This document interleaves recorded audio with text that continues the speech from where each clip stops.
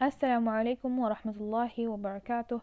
In today's video, we are going to talk about how much we should eat. Because oftentimes we find people at the extremes, either eating too much or avoiding too much. And let's find out what is normal and how much food our body actually needs. So first, let's start with our stomach. How big is your stomach? Your empty stomach is about 12 inches long, and at the widest point, it's about 6 inches across. That's how big your stomach is. Now it's important to note that our stomach is like a stretchy bag, like a stretchy pouch. The more you fill, the more it'll stretch, and the bigger it would be. So before we learn about how much we should eat, let's first look at how much we generally eat. We eat until our brain tells us that we cannot eat any longer.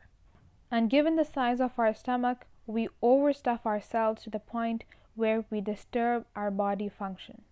So what's the right proportion then? Well, we have a hadith of Rasulullah sallallahu alaihi wasallam where he said, "The son of Adam cannot fill a vessel worse than his stomach, as it is enough for him to take a few bites to straighten his back." What that means is that we don't need a whole lot of food to keep us working, to go about our day. Rather, eating just a few morsels should be enough. But the Prophet ﷺ knows that we as human beings have a tendency to eat a lot of food, so he gave us a limit.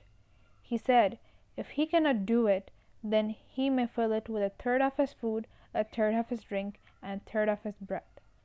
This is the maximum that you should eat.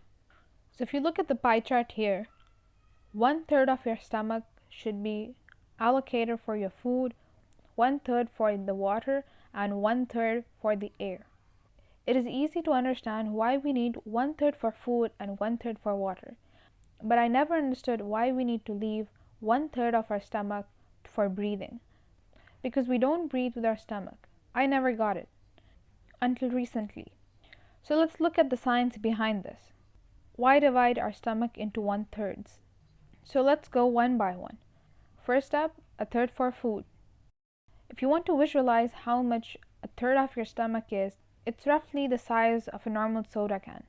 A common mistake that people make when they try to eat 1/3 of their stomach is that they tend to eat low nutrient foods. But it's important that when you reduce your portion size, you include nutrient dense foods, such as dates. Now coming to the second one, 1/3 for water. As all of us know, water is important for the movement of our food inside our body. But we should not drink water while we are eating our food. We should eat either half an hour before we have our food or half an hour after we have our food.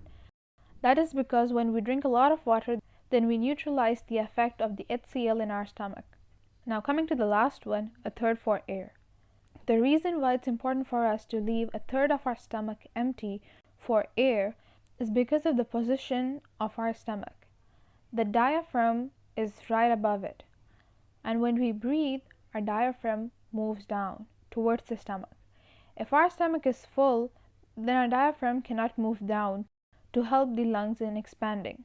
So leaving 1/3 of our stomach for air makes room for our diaphragm to expand. There are a lot of studies that show that people who overeat, who eat to their full, they develop asthma. Having said that, it's important to know that not everybody is the same. Not everybody requires the same amount of energy. It depends how old you are and which stage of life you are in. These are important things that you need to consider before determining how much you should eat. For example, the requirements of a toddler are entirely different from his mom. The requirement of a teenager is completely different from a person in his 40s. So before you determine how much you should eat, consider how old you are and which stage of life you are in. Now coming to fasting. Fasting is not only something that is rewardable in the eyes of Allah subhanahu wa ta'ala, but it is also good for our health. There are enormous studies that have been conducted to show the benefits of fasting. I'll link some of the studies in the description box below. As Muslims, when we usually think about fasting, we are thinking about Ramadan. But that's not it. The first two types of fasting mentioned here are from the Sunnah. The first one is twice a week. According to the Sunnah, The Prophet ﷺ used to fast every Monday and Thursday. And we have many studies that show the benefit of fasting twice a week. And the second type is alternate day. The Prophet ﷺ told us that the maximum you should fast is to fast alternate days. And again, there are numerous studies that has been conducted that show the benefit of fasting alternate days. And in these two types of fasting, we stop eating after suhoor until maghrib. And the third type of fasting is time restricted eating. In this type of fasting, you go without food for about 8 hours or more, and it could be any time of the day. You might stop eating before you sleep around 9 p.m. and you can restrict your eating until later in the morning. This is the third type of fasting. And the fourth type of fast is liquid fast. In this type of fast, you only consume liquids and avoid solid foods. And each type of fast has their own benefits, and definitely the first two are more rewardable in the eyes of Allah subhanahu wa ta'ala, as it is from the way of Prophet Muhammad sallallahu alaihi wasallam. So now let's look at what happens when you overeat. Well, there are many things that happen when you overeat. Let's go over some of them.